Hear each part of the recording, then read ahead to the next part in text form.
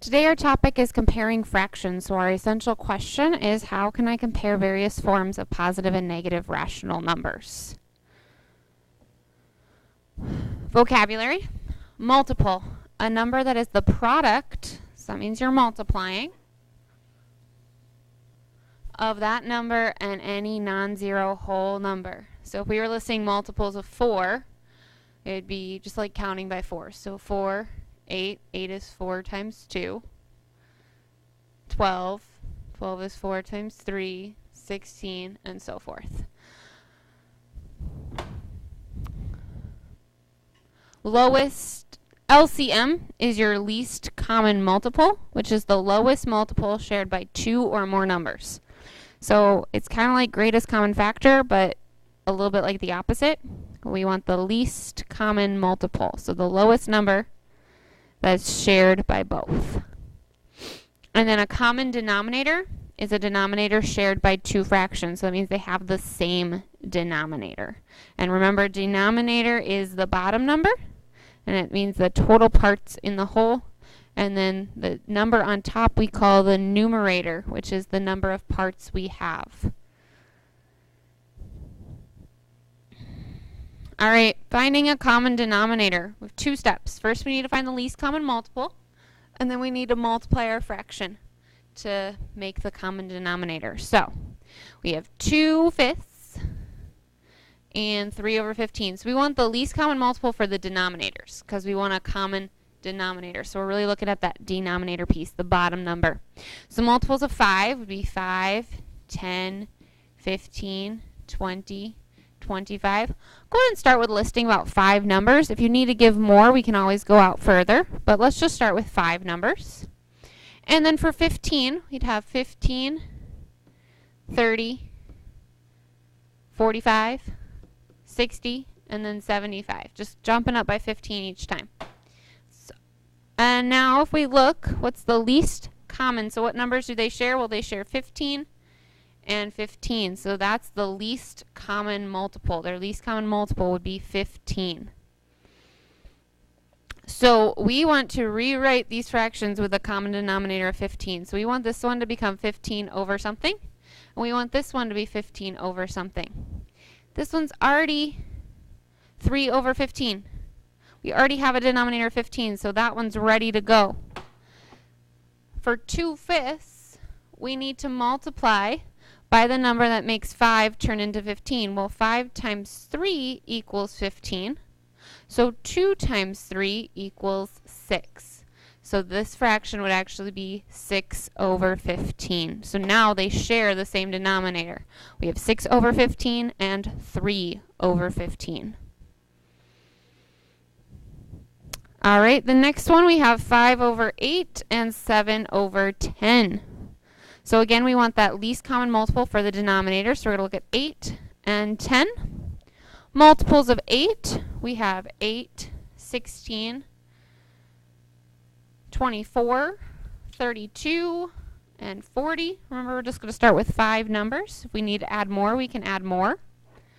For 10, we have 10, 20, 30, 40, 50. The least common multiple would be 40. This is the number that they share. So 40 would be the least common multiple. It's that smallest number that they're both a multiple of. So we want to rewrite these fractions with a denominator of 40. Well, to get 8 to become 40, we have to multiply it by 5. 8 times 5 equals 40. So then we need to multiply the top by 5 as well. 8 times 5 is 25. So now that has a denominator of 40, 25 over 40. And then we have to do the same thing for the next fraction, 7 over 10. To make 10 become 40, we have to multiply it by 4. 10 times 4 equals 40. And then 7, we have to multiply them by 4 as well. 7 times 4 is 28. So it has a denominator of 40, 28 over 40.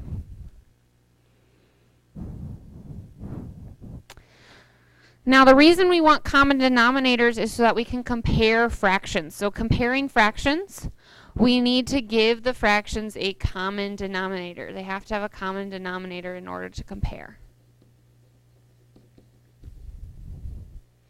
So give them a common denominator. The greater the numerator equals the greater the fraction. So a bigger numerator means a bigger fraction. Smaller numerator means smaller fraction. And then we compare using greater than, less than, or equal to. If you remember those signs, we have this one is greater than. That means the number on the left is bigger than the number on the right. And then we have less than, which means the number on the left is smaller than the number on the right. So if we look at our fractions that we need to compare 5/6 over 4/6. Common denominator, they both have a 6, so we're good. We don't need to change anything. And then we have to look at that numerator. Which numerator is bigger, 5 or 4? 5 is bigger, so 5/6 is greater than 4/6. Also, to draw a picture for that, if we have a circle divided into 6 pieces, 5/6 would mean we have 5 of the 6 pieces. We still have 5 left. 4/6 would be a circle divided into 6 pieces, but we only have 4 of the pieces, which means on this one we have more pieces left to eat. If we were looking at that like a pizza, that would mean we'd have 5 pieces of pizza left, which is better than 4 pieces of pizza. Now if we look at this next example, -7/8, -3/8. They have a common denominator, which is 8. So now we need to compare the numbers, but now these numerators are negative. We have a -7 and a -3. So remember, with negatives, it's kind of backwards. This means I'm in debt $7. This means I'm in debt $3. So which one is better? Being in debt $3. So we're going to put a less than sign because -7 is less than -3. Now also remember, looking at that number line, the number further to the left is more negative. So if we put the numbers on the number line, here's -3, and -7 is further to the left. And then the last one, we have 6/8 and 7/9. Well, on this one, they do not have a common denominator, so we are going to have to list them out.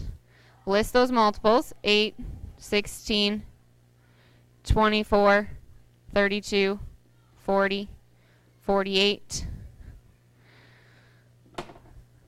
List the multiples of 9, 9, 18, 27, 36, 45, 54. We're still not finding any common ones. We haven't listed the same one. If you're having trouble finding the same one, you can just multiply the two numbers together. 8 times 9 equals 72, and that is actually the least common multiple with those. So we're going to change 6/8 to have a denominator of 72.